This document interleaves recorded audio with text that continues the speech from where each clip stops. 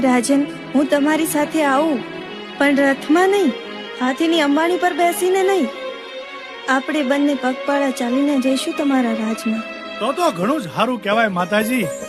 જો તમે હાલીને મારા રાજમાં આવતા હોય તો એનાથી રૂડું બીજું શું હોય. તમારી પવિત્ર પાવન અને પુણ્યશાળી પગલી મારા રાજના ગામડાની ધરતી ઉપર પડશે તો મારા રાજની ધરતી પવિત્ર પાવન અને પુણ્યશાળી બની જશે. હાલો માતાજી, હાલીને જઈએ.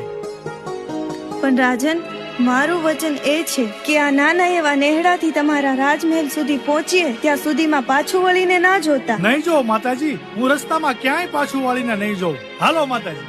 હા રાજન, જો તમારી શ્રદ્ધા તૂટી અને તમે રસ્તામાં પાછું વળીને જોયું તો મારું ત્રિશૂળ હું ત્યાં સ્થાપિત કરીશ અને ત્યાંથી હું એક ડગલું પણ આગળ નહીં વધું. ભલે આયમાં, તમે જેમ કહો ને એમ જ થશે. હું એક વાર પણ પાછું વળીને નહીં ફરું. પ્રધાનજી, તમે જાઓ, ભાવેણાને શણગારજો. ગલીએ ગલીએ